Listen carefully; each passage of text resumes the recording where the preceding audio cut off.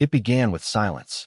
Not the calm, peaceful kind, but the kind that creeps through corridors and unsettles everyone who dares to breathe.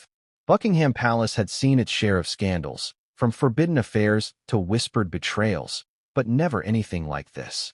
Never something that threatened the very security of the crown itself. Before we continue, please hit the like button, subscribe to the channel, and turn on the notification bell for updates. And the name at the center of it all? Meghan Markle. At exactly 7:42 a.m. London time, the royal press office was thrown into chaos. Phones rang non-stop, senior aides huddled in corners, and messages came in from both Downing Street and MI5. Something enormous had broken, something that could not be undone. By the time the world woke up, the story had already begun spiraling out of control. Prince Harry had made a public confession about his wife. A confession that stunned not only Britain but the entire world. He admitted that Meghan had been leaking royal family emails and classified documents. Not gossip, not trivial chatter, but sensitive material, to foreign media outlets in exchange for millions. Millions. The word echoed through every newsroom like thunder. How could this have happened? How could the woman once hailed as a modern symbol of compassion and reform have turned into a figure accused of espionage and betrayal? The truth, as Harry later said in his trembling voice during that press conference, didn't happen overnight. It was slow, he said. At first, it felt like small cracks. Then, before I knew it, everything was breaking apart. And that's where this story begins. Not with the confession itself, but with the moments that led to it. Let's rewind. Imagine being in Harry's shoes, a man who walked away from everything, his titles, his family, his country, for the woman he loved. He stood by her through the storm, defended her against tabloids, and believed, perhaps naively, that love could outshine politics. But what happens when love turns into a weapon? When loyalty becomes the very thing that destroys you? That's the story no one wanted to believe. But as the investigation unfolded, disbelief turned into horror. Sources close to the palace say it all started months ago with a single, harmless email. A message that was supposed to go only to a small circle of trusted officials. Yet somehow, within 24 hours, details of that private correspondence appeared, word for word, in a foreign newspaper. At first, aides dismissed it as coincidence. Maybe a staffer had spoken carelessly. Maybe someone had intercepted a phone call. But as more leaks followed, precise, timed, and devastating, a new suspicion began to form.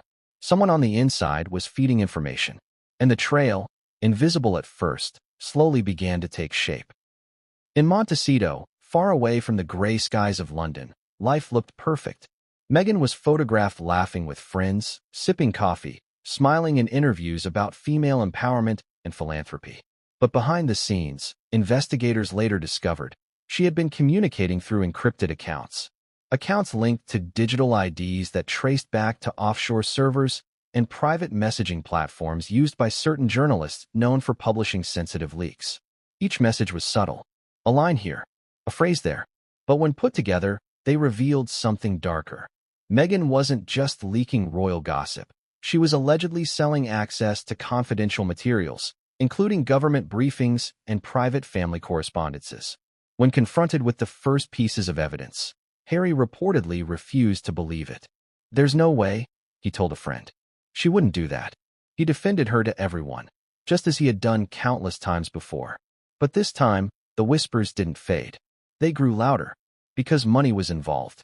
Large sums had moved across borders, not in Meghan's name directly, of course, but through shell accounts, consulting firms, and digital transfers routed through Cyprus, Dubai, and even Singapore.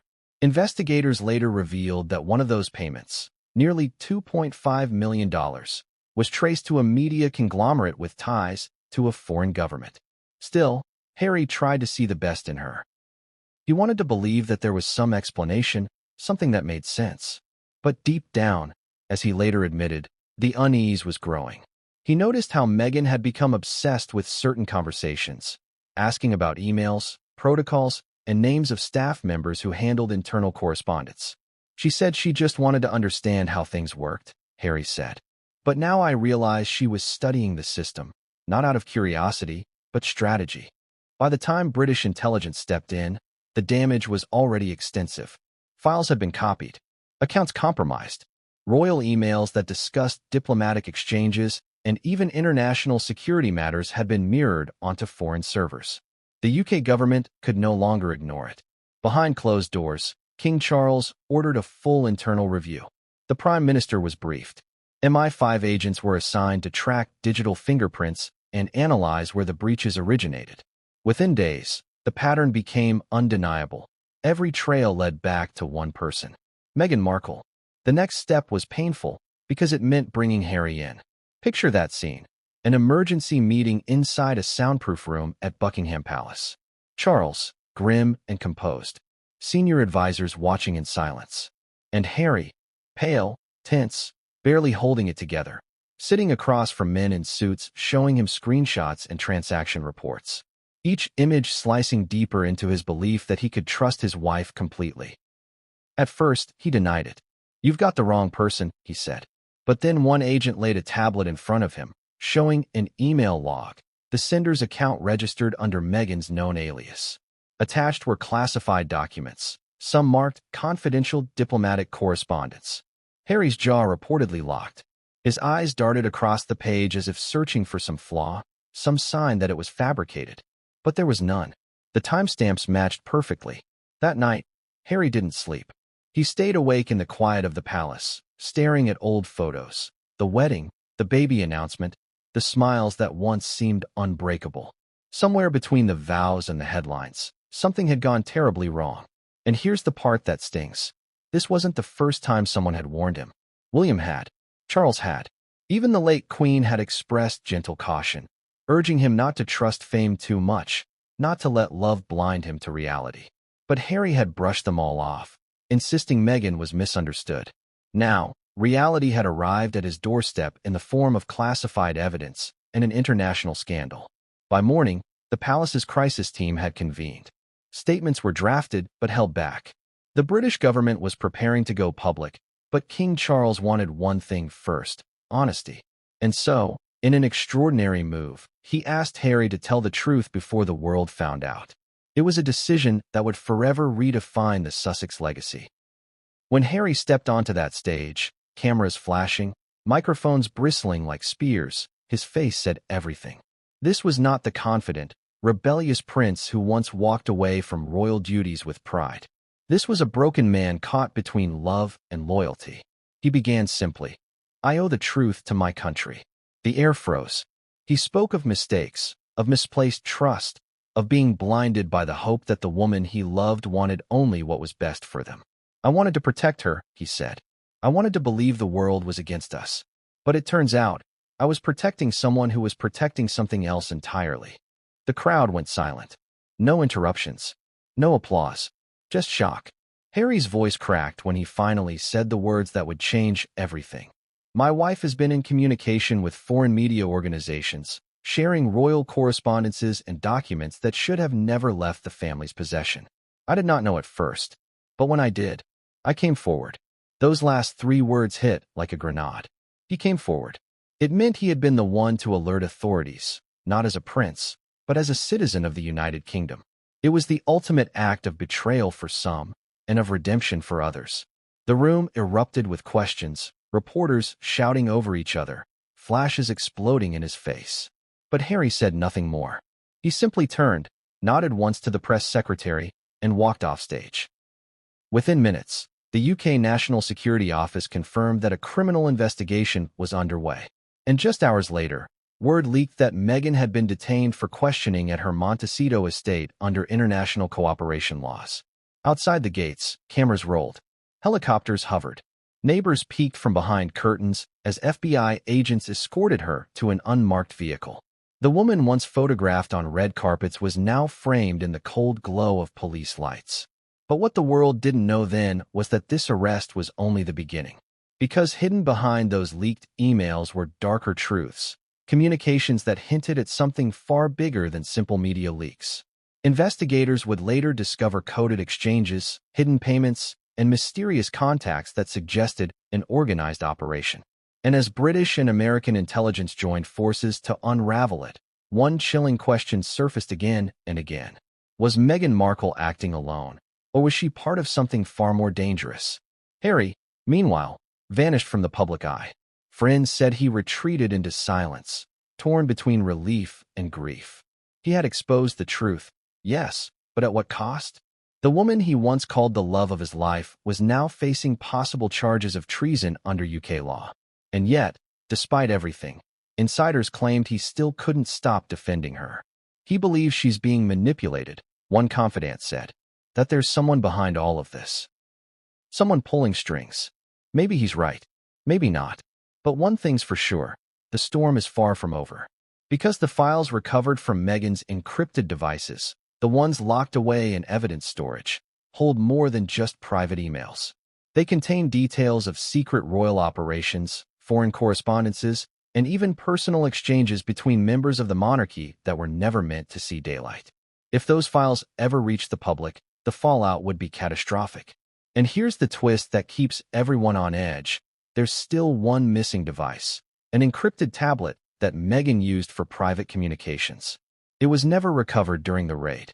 No one knows where it is. No one knows who has it. But according to a leaked intelligence memo, that tablet might contain the one message that could either clear her name or condemn her forever. The palace won't confirm it. The government won't discuss it. But every insider close to the investigation agrees on one thing. When that device surfaces, the truth about the Sussex scandal will finally explode. For now, all the world can do is wait. Because behind every silence in this story, there's a secret waiting to be heard. And when the next secret breaks, it won't just rewrite royal history. It might redefine what betrayal truly means. But what came next would change everything, and no one saw it coming. It started with a sound so small, it almost went unnoticed. A digital chime echoing through the palace's secure server room. Just a ping, nothing more.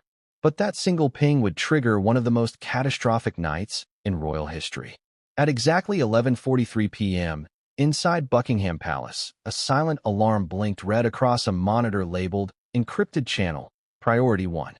A file had been accessed, copied, in fact, and sent to an unknown IP address outside the United Kingdom. For a few moments, the system simply recorded the breach. Then the locks kicked in, doors sealed, lights flickered, security protocols activated. The palace went quiet. Have you ever felt that eerie kind of silence before something terrible happens? The stillness that seems to swallow the air itself? That's how witnesses described it later, like the whole building was holding its breath. Within minutes, royal IT staff were called from their beds. Senior aides were summoned in hushed tones. MI5 was alerted, and by midnight, a crisis meeting was already underway. Someone had broken into the royal family's encrypted email system. At first, everyone thought it was a cyber attack, a foreign hacker, maybe a hostile nation-state trying to fish for diplomatic intelligence. That had happened before. But this time, something was different. The access didn't come from Moscow or Beijing. It didn't even come from an outside connection. It came from inside, from a secure device previously registered to a royal family member. A high-ranking aide would later say, "That's the moment everyone realized we weren't dealing with a cyber incident. We were dealing with treason." But treason by whom? The system log showed the device had connected through a VPN, bouncing between countries, Sweden, Turkey, Dubai, before finally logging in from an American IP address. But it wasn't random.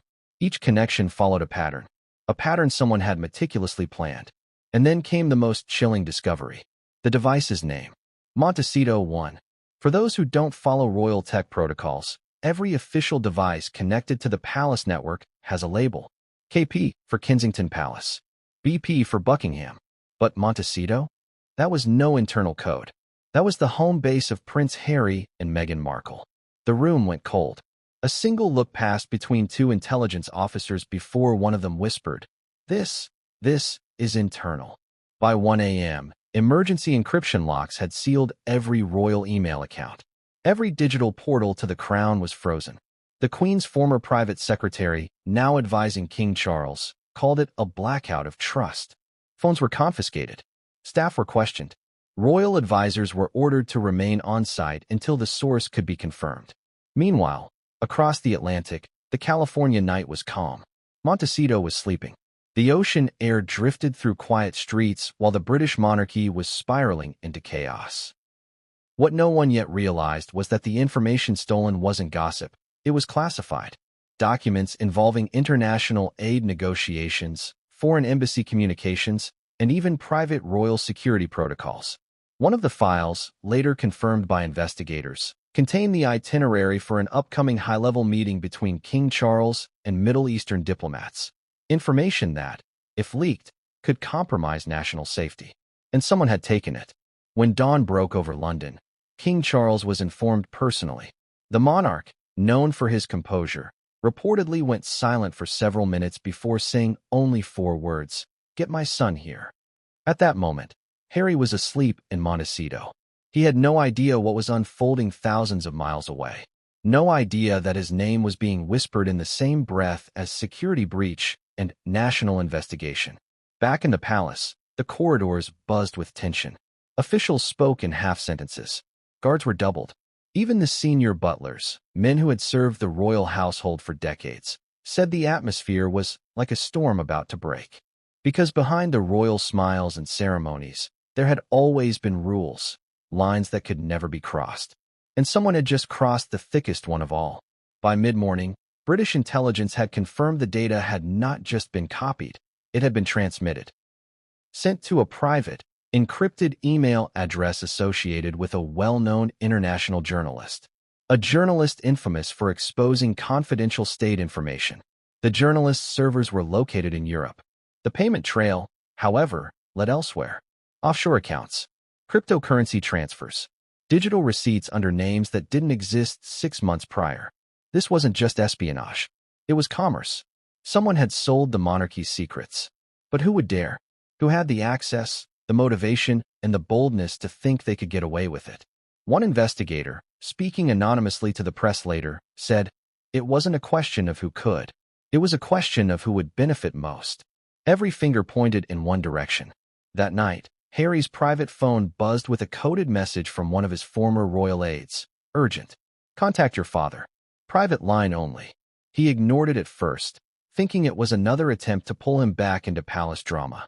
But when the same message arrived again 15 minutes later, followed by the words, "It's about Meghan," he froze.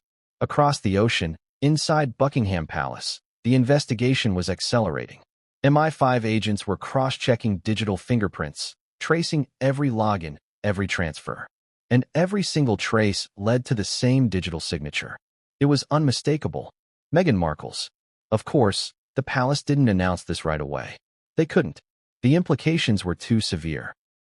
Not only would it throw the monarchy into scandal, but it would also ignite international legal battles, especially with Meghan being an American citizen. But inside those gilded walls, behind centuries of tradition and silence, panic was spreading. Senior advisors argued over protocol. The Home Secretary wanted immediate arrests. The Prime Minister demanded evidence. And King Charles, caught between love for his son and duty to his country, made a decision that would haunt him forever. He ordered a direct briefing with MI5. That night, in a dimly lit chamber deep beneath the palace, the king sat across from Britain's top intelligence chiefs. No cameras, no press, just truth. And that's when the revelation came. The breach wasn't random. It was recurring. Someone had been accessing the palace's internal emails periodically for months, possibly even years, sending small packets of information to overseas outlets. It wasn't one-time theft. It was a pattern, a deliberate operation. And every log entry connected to a device that matched one registered to the Duke and Duchess of Sussex's household network. The king reportedly gripped the arm of his chair and whispered, "Dear God." Harry was called immediately. The palace arranged a private flight, urging him to come home for a matter of national concern. Meghan, according to reports, wasn't invited. When Harry arrived in London under heavy secrecy, the palace was nearly deserted, guarded like a fortress. The press didn't even know he was there. He was ushered through service corridors to a room he hadn't seen in years, a room where his grandmother once held family meetings during crises. Now it felt like a war council. King Charles sat at the head of the table. Next to him were 2 MI5 officials, a digital forensics expert, and the palace's chief of communications. The evidence was laid out in front of him. Emails, IP logs, financial transfers, and most damning of all, a direct record of an outgoing message from Meghan's encrypted account containing confidential attachments. Harry's hands reportedly shook as he looked at the documents. His father didn't speak at first. When he finally did, his voice was soft but sharp. "Tell me this isn't true, Harry." Harry couldn't answer. Have you ever noticed how silence can feel louder than sound?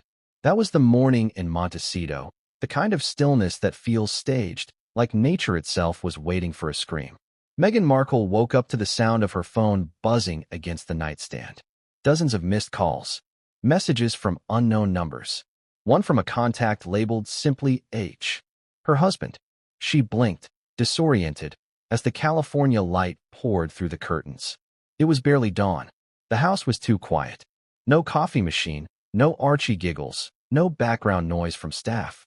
Just the hum of air conditioning and the faint ring of a phone vibrating again. And then she saw it.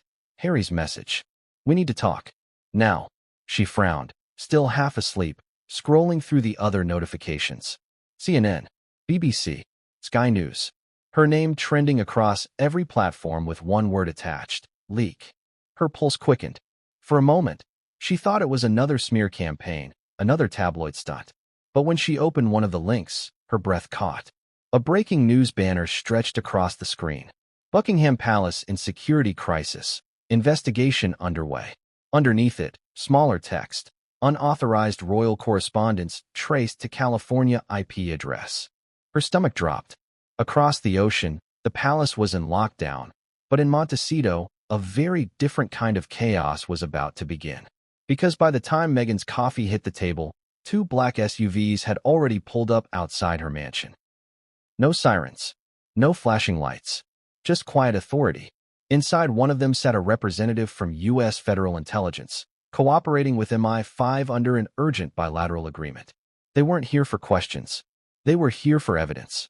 And in that moment, Meghan Markle, Duchess of Sussex, former actress, global influencer, realized her life had just become a crime scene.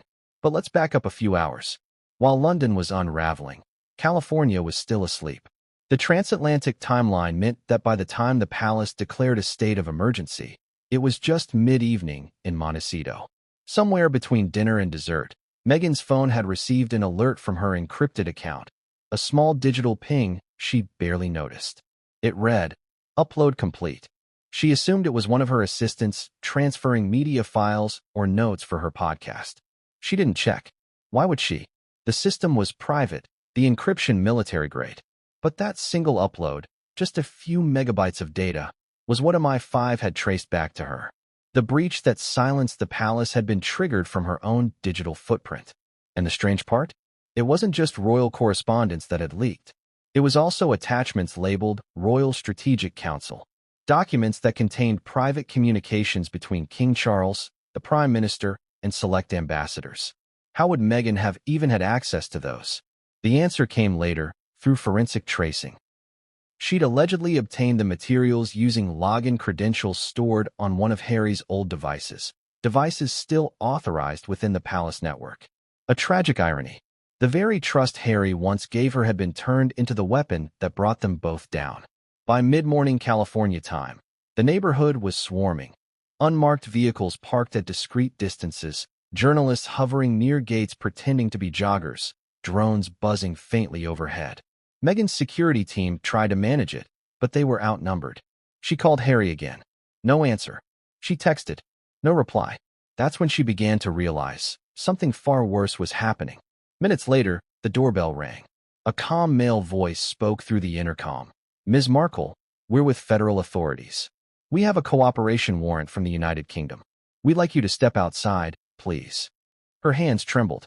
She looked toward the garden where the ocean glimmered in the distance, trying to piece together the nightmare. "This can't be real," she whispered. "It's a setup." But reality was already walking up her driveway. Meanwhile, in London, Harry was pacing in a private study at Clarence House, his phone in hand, waiting for her to pick up. MI5 agents had told him the American team would be executing a search soon. He hadn't stopped them. He couldn't, but every part of him ached at the thought of what she must be feeling. Yet he couldn't ignore the facts. He'd seen the emails, the transfers, the messages signed off under her encryption ID. The evidence was overwhelming. When his father entered the room, Harry couldn't look him in the eye. Charles stood in silence for a long moment before saying softly, "It had to happen, son. The longer we waited, the worse it would have been." Harry didn't respond. He just nodded, staring down at the phone that still had her last message open. "Miss you. Don't let them win." But who was them? That question haunted him. Was she referring to the monarchy? The press? Or someone else entirely? Someone she hadn't yet named? Back in Montecito, Meghan was sitting across from two federal officers in her living room, clutching a blanket around her shoulders as they read out her rights. Her lawyers had been contacted, but the process was already underway. The search began quietly, efficiently, without drama. Laptops were seized, external drives bagged, a sleek tablet pulled from the top drawer of her desk. Each device was tagged with bright yellow evidence stickers, the kind that strip away privacy in seconds. One of the agents found a small encrypted drive inside a box labeled Project Artemis. The name raised eyebrows. "Is this personal or professional?" one officer asked. "Neither," Meghan said flatly. "It's private." "Private in what way?" "It's mine." The agent exchanged a look with his partner, then placed it in an evidence bag. But here's where things took an unexpected turn. When the agents tried to access her main computer, they found it had been wiped just hours earlier. The data log showed a full system reset performed remotely, possibly from another location. Who had done it? No one knew. Not even Meghan, apparently. But someone, somewhere, had erased everything. Which meant either she had an accomplice, or someone else was controlling the narrative entirely. When the news broke that afternoon, global media went into meltdown. Every major outlet carried the headline, "Meghan Markle under federal investigation following Prince Harry confession." Social media exploded. Some defended her. Others condemned her. The hashtag #RoyalLeaks trended for 2 straight days. Meanwhile, Harry remained silent. No statements. No interviews. Just isolation. He refused press requests, ignored calls from friends, and even postponed an upcoming Invictus event. One insider close to him revealed later he wasn't angry. He was broken. He kept asking, "When did I lose her? When did she cross that line?" But the truth, as investigators soon uncovered, was that this line had been crossed long ago, quietly, gradually, hidden beneath layers of glamour and PR. The leaks had started small, minor staff complaints, confidential royal schedules, PR talking points. Then it escalated. Financial briefings, private email threads, eventually, whole documents from restricted networks. And all of them, according to intelligence reports, had one thing in common. They were funneled to specific international journalists who specialized in controversial political exposés. But why would Meghan risk everything for that? Some said greed. Others said revenge. But there was a third theory, one whispered among the intelligence community, that she had been manipulated by intermediaries posing as advocacy consultants. According to a leaked MI5 memo, at least one of those intermediaries had ties to a media syndicate known for acquiring sensitive political data. So was Meghan truly guilty, or just a pawn in a much larger game? Even now, that's the question that keeps haunting everyone close to the case. But one thing was certain. The palace could no longer protect her. And as the evidence mounted, the UK's National Security Office classified the case as a potential breach of international confidentiality, meaning the monarchy's internal walls could no longer keep this secret confined. For the first time in centuries, a royal scandal wasn't about love, money, or image. It was about national security. As Meghan was escorted to a waiting vehicle, cameras erupted from behind trees and hedges. Reporters shouted her name. Flashes burst through tinted windows. She didn't look back. Not once. Hours later, she was photographed for the first time since her arrest, seated in the back of a federal SUV, her face half hidden behind dark glasses, jaw set, lips pressed into a line that could mean defiance or fear. The world debated endlessly over that single image. Was she calm because she was innocent, or because she knew she had already outplayed them all? Harry saw that photo, too. Alone in his room, he stared at it for a long time before saying under his breath, "What have you done?" But something inside him whispered that it wasn't over, that this was only the surface of something deeper. Because just as the American agents were sealing off her office, one of them noticed something odd in her email drafts, a message that had been scheduled to send automatically the next morning. It was only one line. Phase 2 begins now. The same phrase that appeared in that encrypted message intercepted weeks earlier. What did it mean? Who was Phase 2 meant for? And why had Meghan set it to send even after her communications were compromised? Authorities immediately froze the account, but the message had already been mirrored to a remote cloud storage. Whatever was coming next, it was already in motion. And as investigators scrambled to intercept it, a realization dawned on everyone watching this disaster unfold. Meghan might have just triggered a plan designed to detonate if she ever got caught. But what that plan contained, and who it was meant to destroy, would soon push this scandal from a royal crisis into a global incident. Because the next discovery wouldn't just implicate one woman. It would expose a web of people no one ever expected to be part of. And when the files were finally decrypted, the name at the top would leave the entire world speechless. The story was far from over. It was only beginning.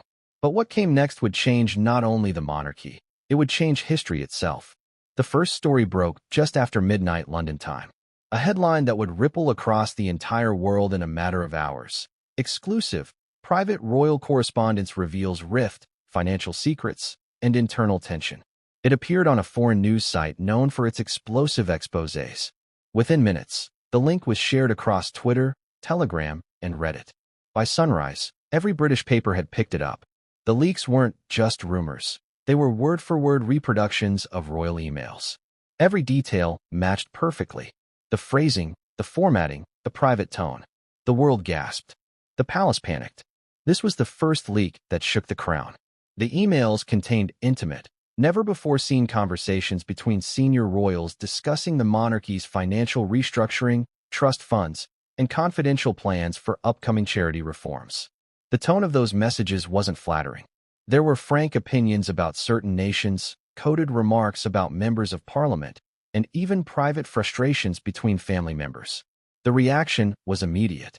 News anchors framed it as the biggest breach in royal privacy since Edward VIII's abdication crisis.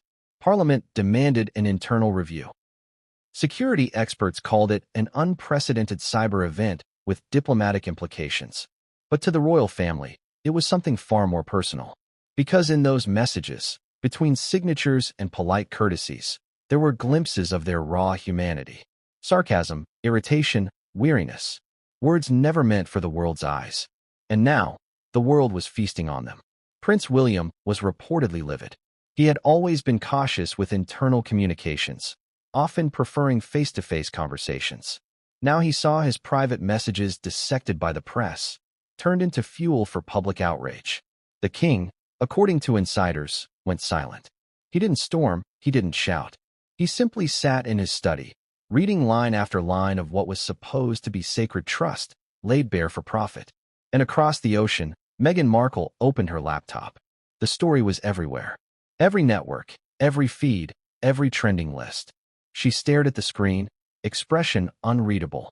To some close to her, she appeared calm. Too calm. Her friends texted, asking if she was all right. She didn't reply. When Harry entered the room later that morning, bleary-eyed from lack of sleep, she didn't even look up. The silence between them was heavy. He finally spoke. "You've seen it." She nodded. He hesitated. "They're saying the leak came from California. That's not possible, right?" She gave him a small, measured smile. "Harry, they've blamed us for everything since the day we left. You really think they'd stop now?" It was the kind of answer that should have calmed him, but it didn't. Something in her voice made him uneasy. Because she wasn't angry. She wasn't even defensive. She was rehearsed. Later, when investigators traced the timeline, they discovered that Meghan had logged into an encrypted messaging platform hours before the leak went live. The metadata placed her online at the exact window when the files were uploaded to a foreign server. But at that moment, Harry didn't know that. He only knew the uneasy quiet in their home. Back in London, the media storm was relentless. Pundits demanded accountability. The public debated whether the monarchy had lost its grip on security. And buried deep beneath all the political noise, the truth was quietly forming, a pattern too precise to be coincidence. Every single leaked document was one Meghan had once had indirect access to during her time as a working royal. Coincidence? Maybe. But the palace didn't believe in coincidences anymore. As the investigation deepened, one MI5 analyst made a chilling discovery. the leak wasn't random. The files had been handpicked, curated for maximum damage. They weren't released all at once. They were staggered, each new drop time to coincide with sensitive royal events. The first leak came days before a major charity gala. The next just hours before an international summit involving King Charles. Whoever was behind this wanted attention. Timing was everything. And the way those emails were formatted, professionally cleaned, stripped of metadata, converted into PDFs, showed the work of someone meticulous. Someone who knew exactly what they were doing. Harry found himself caught in a nightmare of speculation. One evening, he was on the phone with an old royal aide when the aide said something that made his blood run cold. They're saying the source isn't a hacker. It's someone who knew where to look. Meaning what? Harry asked. Meaning, this wasn't an outside attack. It's internal. Someone who had access to your household accounts. Harry froze. When he hung up, he found Meghan in the living room, scrolling through social media, expression unreadable. He sat down beside her, voice shaking. Is there something you need to tell me? She didn't look up. You sound like them. Meg, please. I need to know. Did you ever? She turned, eyes sharp. Did I ever what, Harry? Steal from your family? Sell their secrets? Her voice rose, full of fury, or something that sounded like it. Do you even hear yourself? After everything they've done to us. Harry flinched. He wanted to believe her. Desperately. But something in her words, something in the way she said us versus them, made him realize just how far apart they'd drifted. Across the Atlantic, investigators uncovered more. Hidden within the leaked files were digital watermarks, subtle data signatures that linked to a network of intermediaries across Europe. And at the center of that network was a name MI5 had been tracking for months, a foreign media broker with ties to several controversial publishing operations. Payments had been made, anonymous accounts, cryptocurrency transfers, offshore channels. But what truly set off alarm bells was the discovery that one of the sender aliases in those transactions matched a known pseudonym Meghan had once used for private business communications. Windsor. That name wasn't random. Windsor was a variation of Windsor, the royal surname. A name she no longer legally held, but apparently used as a digital alias. Was it irony? Arrogance? Or a subtle way of taunting the institution she once vowed to modernize? The answer depended on who you asked. By the time the second leak dropped, public perception had shifted. The first leak was scandal. The second was betrayal. This time, it wasn't about finances. It was about state correspondence, royal discussions regarding humanitarian negotiations in Africa. The emails included communications between King Charles and international delegates discussing classified plans. For a monarchy already struggling to maintain relevance, this was catastrophic. The palace couldn't contain it anymore. That night, King Charles held an emergency meeting with top advisors. His face, usually calm, was drawn and pale. He asked a single question: who has access to this material? The list was short, but the moment Meghan's name appeared, the room fell silent. One advisor reportedly murmured, "Your Majesty, we've reached the point of no return." Across the ocean, the consequences began to ripple through Meghan's world. Her foundation lost donors. Sponsors quietly paused contracts. Hollywood producers suddenly grew cold. In one leaked internal memo from a streaming company, an executive wrote, "Public trust is in freefall. We cannot proceed with pending deals until legal matters are clarified." Her image, once polished and admired, was starting to fracture. But even then, she didn't crumble. Instead, she doubled down. In private conversations, she told friends she was being framed, that British intelligence had always wanted to destroy her. She told them Harry had been manipulated, that the monarchy was using him as a scapegoat. "They're playing him," she said, "and he's letting them." Yet behind those defiant words, people noticed something else: fear. Real fear. Because deep down, she knew something was coming. And it came sooner than anyone expected. One morning, a confidential email from British intelligence to the Home Secretary was leaked to the press. The subject line: Escalation Authorization, Operation Sussex. It meant one thing. The UK had officially classified Meghan's actions as a matter of national interest. This wasn't just scandal anymore. It was potential espionage. When Harry found out, he reportedly slammed his fist against the table and said, "No, they can't. They can't do that to her." But they could. And they did. That night, When he called Meghan, she didn't pick up. When she finally returned his call hours later, her voice was trembling. "They're coming for me, Harry." "Who's coming for you?" There was a pause. Then, almost in a whisper, "Everyone." That was the last conversation they had before her arrest. But what investigators didn't reveal immediately, what they kept hidden for weeks, was that there was one more leak. One final batch of documents that had been scheduled to publish automatically in case she was detained. The file's title? Crownfall. It always starts with money. Every great scandal, every betrayal, every secret, eventually comes down to who got paid, when, and why. By the time the royal investigation entered its fourth week, the leaks themselves were no longer the only focus. The files were still damaging, yes, but the question that obsessed British intelligence was simpler and far more dangerous. Who was paying Meghan Markle? At first, the money trail seemed like a ghost. There 1 minute, gone the next. But digital forensics has a strange way of pulling truth out of shadows. Beneath all the encrypted shells, fake accounts, and hidden ledgers, the pattern was clear. Millions had changed hands. Not once, not twice, repeatedly. Each transaction small enough to avoid detection, but large enough to raise suspicion. Payments disguised as consulting fees, donations, and production advances. And every transfer seemed to land, eventually, somewhere near Montecito. Have you ever seen how digital money moves? It doesn't flow like a stream. It jumps, flickers, leaps across servers like lightning, designed to confuse anyone chasing it. But even lightning leaves scorch marks, and Meghan's accounts were starting to glow. It began with a tip. A London-based financial analyst working for a private bank noticed a strange pattern of recurring deposits into a California charity linked to Meghan's business ventures. The sums were large, mid-six figures, originating from offshore holding companies with no known operations. The analyst flagged it. Days later, MI5 quietly subpoenaed the international transaction data. That's when the skeletons started to fall out. One of those holding companies, Artemis Global Media Limited, had been registered less than 2 years earlier in Cyprus. Its listed director was a man who didn't exist. His passport photo matched 3 different digital IDs.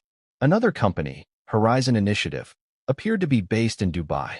Its corporate charter showed consultancy as its business model, but the account balance told a different story. In just 9 months, over $8.3 million had passed through it, then dispersed to several shell firms across Asia and North America. One of those firms, Emerald Visions Incorporated, a company tied to a Montecito property management service that Meghan had used during her relocation. The cycle was elegant in its simplicity. Money flowed in, got cleaned, and reappeared as business income. And here's where things get chilling. When the investigators dug into the records further, they found that many of those transfers coincided precisely with the timing of major royal leaks. The first leak, 2 weeks later, a $1.1 million transfer. The second leak, 3 days later, $2.5 million. The third leak, $4 million in consulting bonuses. The dates aligned too perfectly to ignore. In an internal MI5 briefing obtained by the Telegraph weeks later, one line stood out in red ink. Pattern suggests intentional financial incentivization correlated to classified information breaches. In other words, somebody was paying her for royal secrets. But who was the buyer? The list of suspects stretched across continents, foreign tabloids, intelligence-linked media outlets, and international lobby groups. Yet one connection stood out. A network of journalists and data brokers headquartered in Geneva, operating under the name the Meridian Syndicate. That name had surfaced before, in investigations into leaked political communications from European officials. A sophisticated operation. A pay-for-access media machine. And now, possibly, the invisible hand behind the Sussex leaks. When Harry was briefed about the discovery, he went pale. "You're saying my wife was on their payroll?" he asked, disbelief clinging to his voice. The agent replied softly, "We're saying her bank account was." Harry stood up, hands in his hair, pacing. No. She wouldn't. You don't understand her. She hates the tabloids. The agent interrupted. "This isn't tabloids, sir. These are media intelligence operatives. And they don't buy gossip. They buy access." That word, access, burned through Harry's mind. Because it was true, wasn't it? Meghan had always been driven by control. She didn't just want to tell her story. She wanted to decide who got to hear it, how it was told, and how much it was worth. But this wasn't just narrative control. This was treason for profit. Still, Harry couldn't process it. He wanted to believe there was some other explanation. Maybe she'd been hacked. Maybe her name had been used without her knowledge. Maybe. But the numbers didn't lie. One night, after yet another round of questioning, Harry sat in his London hotel suite and opened his laptop. He still had access to a shared cloud folder he and Meghan had once used for their foundation projects. He clicked through out of habit, almost muscle memory, and froze. A new folder had appeared. Hidden, but not invisible. It was labeled INV, Reports. Inside were spreadsheets, detailed records of consultations, disclosures, and media cooperation agreements. The names of journalists. The dates of leaks. The sums paid. And there, in plain text beside the most recent entry, he saw it. Royal Correspondence File, $2,500,000, confirmed via Artemis. Harry slammed the laptop shut. For a long time, he sat there, motionless, heart pounding so loud it drowned out the hum of the room. That was the moment everything changed. He called his father. Charles answered almost immediately. Harry's voice cracked. "It's her. It's really her." There was silence on the other end. Then the king said quietly, "Then, my son, it's time you understand what she's been doing." The following morning, MI5 presented Harry with what they'd uncovered so far. The payments were only the surface. The investigation now suggested that Meghan's communications had been facilitated by at least one intermediary posing as a documentary producer. This intermediary was allegedly employed by a European media group tied to foreign state funding. That revelation raised the stakes from scandal to security threat. Because if Meghan had indeed shared diplomatic materials, emails referencing classified exchanges between the Crown and allied governments, then this wasn't just an act of betrayal. It was espionage, a crime that could carry life imprisonment. The government moved fast. Covert surveillance began on known contacts of hers in Los Angeles and Geneva. Subpoenas were issued, and the more they dug, the worse it got. An anonymous insider described it best. It wasn't that she wanted to destroy the monarchy. She wanted to control it from outside. But someone else saw opportunity in that chaos and paid her to open the door. Meanwhile, Meghan's public life began to fracture. Her PR team resigned. Her close friends stopped answering calls. The charity board she'd founded quietly removed her name from its leadership page. Yet, strangely, she didn't disappear. In fact, she did the opposite. She went out, smiling, shopping, posing for photographers. It was as if she was daring the world to believe she was untouchable. And maybe, for a while, she was. Because even as investigators piled evidence, they still lacked one crucial thing: her confession. Without it, every charge remained circumstantial. The banks, the servers, the shell companies, all of it could be blamed on manipulation, on rogue consultants, on the faceless system of digital deceit. And Meghan knew it. When Harry confronted her, one last time, in a quiet Montecito evening, she looked at him calmly and said, "You've been waiting for a villain. Fine, let them make me one." "Meg, this isn't about villains," he said softly. "It's about truth." She smiled faintly. "Truth is a game, Harry. The one who owns the story wins." That sentence would haunt him for the rest of his life. Because days later, the investigators found the final transfer, $7.8 million, routed through a Luxembourg-based account labeled Phase 3. The payment description? Final disclosures complete. Harry's heart broke all over again when he heard. Phase 3 meant more leaks were coming. Bigger ones. Ones that could tear apart not just his family, but the monarchy itself. And as MI5 scrambled to intercept the next digital dump, one senior officer reportedly muttered, "If she still has access to those files, this won't just be a scandal. This will be an implosion." The next morning, a courier delivered an anonymous envelope to Buckingham Palace. Inside was a USB drive. No note. No sender. Just one word written on the label: proof. When the drive was analyzed, the contents confirmed everything: the payments, the contracts, the agreements. But what made everyone's blood run cold was the final document on that drive. A letter, signed digitally by Meghan herself, addressed to a European media broker. The subject line read, "Our arrangement."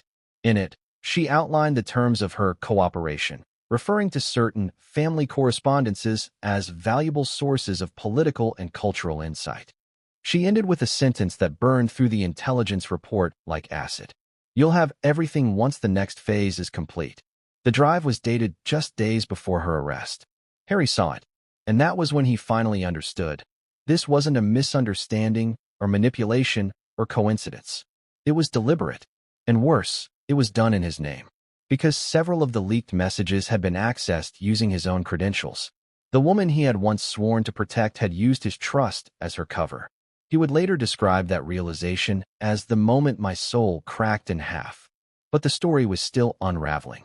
Because that final payment, $7.8 million, wasn't the last. There was one more transaction, smaller but more mysterious, $480,000 labeled contingency operation. The transfer was made the day after Meghan's arrest, which meant someone else was still moving the pieces, someone who hadn't been caught yet. And when investigators traced that payment's destination, they found it didn't lead to a journalist, a bank, or a broker. It led to an IP address located inside the United Kingdom, within walking distance of Buckingham Palace. The betrayal, it seemed, didn't end with Meghan. It began with her. And what the palace would discover next would shatter not just one marriage, but centuries of royal trust. Because the next name on that ledger wasn't hers. It was someone who'd stood beside her the entire time. Someone still inside the palace walls. But who? And why?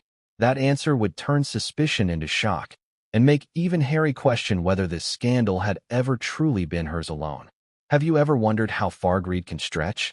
How far ambition will bend a person once the scent of millions fills the air? By the time the investigation reached its 5th week, it wasn't just about the leaks anymore. It was about control, influence, power, and above all, money. The discovery of the financial trail changed everything. At first, investigators were tracing small sums, few $1,000 transfers that could easily be written off as donations or consulting fees. But the further they dug, the more insidious the pattern became. Millions had moved across continents, carefully disguised as legitimate transactions, passing through layers of shell companies designed to mask their origins. It wasn't random. Every payment coincided with a leak, each meticulously timed. Small, harmless documents first, then larger ones.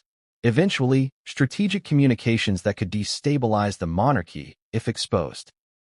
The first transfer caught the investigators' attention immediately, a payment of $1.2 million to an obscure account registered in Cyprus. It was labeled simply as consulting fee, but the timing was uncanny. The transfer arrived just days before a highly sensitive email thread leaked to a major European outlet. The analysts began connecting dots. Every payment led to another. Offshore accounts, cryptocurrency wallets, intermediary companies in Luxembourg and Dubai. And all the paths converged back to Montecito. The realization hit hard. Someone inside the Sussex household was profiting from this. The UK authorities confirmed the worst. The payments weren't accidental. They were deliberate, strategic, and substantial. A $2.5 million transfer, marked media collaboration, landed the day after an email detailing the royal family's charitable donations appeared in print. Another $3.1 million, confidential consultation, was linked to leaked documents containing diplomatic correspondence between King Charles and international envoys. Even the investigative team was stunned at the scale. One MI5 analyst later said, "We've seen corruption before. We've seen espionage before. But this was unprecedented. It was both financial and political, executed with surgical precision." Harry couldn't believe it. He had always known Meghan was ambitious. He had defended her ambitions. But ambition is one thing. Exploiting confidential family communications for millions? That was betrayal in its purest form. He called a senior aide, desperate for clarity. Is it really her?" he asked, voice taut. The aide didn't flinch. "All signs point to her, Harry. Every trace, every account, every timestamp." His chest tightened. The love he once felt, faith, hope, devotion, now coexisted with horror and disbelief. Then came the bigger shock, the intermediaries. Investigators traced several payments to a shadowy European media syndicate known only as Meridian. This network had previously been implicated in political leaks across multiple countries. Its modus operandi was clear: pay insiders to provide sensitive information, publish selectively for maximum impact, and launder the money through offshore accounts. And Meghan's name kept appearing in their transaction ledgers. By this point, the investigation had uncovered dozens of transfers, totaling over $12 million in just a few months. Each deposit mirrored a leak. Each payment had a purpose. Each transaction told a story. But the most damning revelation wasn't the money itself, it was what it implied. Someone was paying her for access to the royal family's most private information. Not just emails, not just schedules, but strategic insights, personal correspondences, financial decisions, and diplomatic communications. Harry sat in his London hotel room late one night, staring at the spreadsheets that had been delivered to him by MI5. Each line was a dagger. Each amount a reminder of trust betrayed. "Why?" he whispered to no one. "Why would you do this?" Meanwhile, back in Montecito, Meghan appeared calm, almost too calm. Friends reported that she was still attending social events, posting curated photos, and speaking to the press in her usual poised tone. On the surface, nothing had changed. But the investigators knew better. Behind the polished smile was a web of financial operations and hidden agreements. The next discovery sent shockwaves through the team. A payment labeled Phase 2 Contingency had been scheduled just days after Meghan's initial detention. The transfer was small, $480,000, but the label suggested something more, a premeditated plan for what to do if she were caught. And this wasn't just speculation. Analysts confirmed that Phase 2 aligned with encrypted messages intercepted between Meghan and the European broker. It outlined steps for releasing sensitive files in case of detention. Harry saw this, and the weight of reality hit him with full force. His wife hadn't just leaked information. She had a contingency plan, a premeditated strategy that could continue without her active participation. The UK and US authorities moved swiftly. They froze accounts, traced digital pathways, and analyzed every transaction. But the structure was sophisticated. It was nearly impossible to untangle the web fully without triggering automatic alerts. By now, Harry had come to understand something crucial. The scandal wasn't just about Meghan. It was about the network that had paid her, guided her, and used her access for profit. And that network still had teeth. One late-night briefing revealed the next shocking fact. At least one payment had been traced to a domestic IP in London, a location within walking distance of Buckingham Palace. That meant someone inside the palace, someone trusted, someone close, was connected to the operation. The implications were staggering. Not only had Meghan allegedly been leaking royal information for profit, but she may also have had an accomplice, or a handler, inside the royal institution itself. Harry's mind raced. Who could it be? A staff member? An aide? Someone else entirely? And if they were inside the palace, how many secrets had already been compromised? Meanwhile, the financial data revealed something else equally disturbing. A series of transactions labeled Project Artemis showed payments not just for documents, but for strategic influence, media timing, story framing, and international exposure.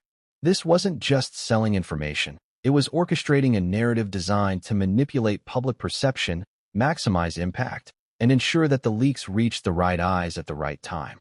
Every move Meghan allegedly made had financial backing. Every leak had a price. Every document had a buyer. Harry realized the truth in the coldest way possible. This was bigger than any royal scandal before. Bigger than any tabloid story, any family dispute, any public betrayal. This was financial espionage. The next morning, MI5 presented a summary of the findings to King Charles. The monarch, always composed, reportedly remained silent as he scanned the ledger of payments and linked documents. After several minutes, he finally spoke. "It's worse than we thought, and it's only the beginning." Harry had seen enough. He knew what had to be done next. Meghan had to be confronted. Evidence had to be secured. The network had to be dismantled. But there was a problem. Even as authorities were moving, one critical question remained unanswered. Who would release the information on Phase 2? Because someone, somewhere, had set it in motion. And if they weren't stopped, the leaks wouldn't just damage the monarchy. They could destabilize international relations, compromise national security, and, worst of all, rewrite the story of the Sussex family forever. By the time Harry arrived in Montecito, the house was quiet, almost eerily so. Security agents waited silently. Cameras monitored the perimeter. And Meghan? She was waiting. Calm, composed, defiant. But Harry knew something the world didn't.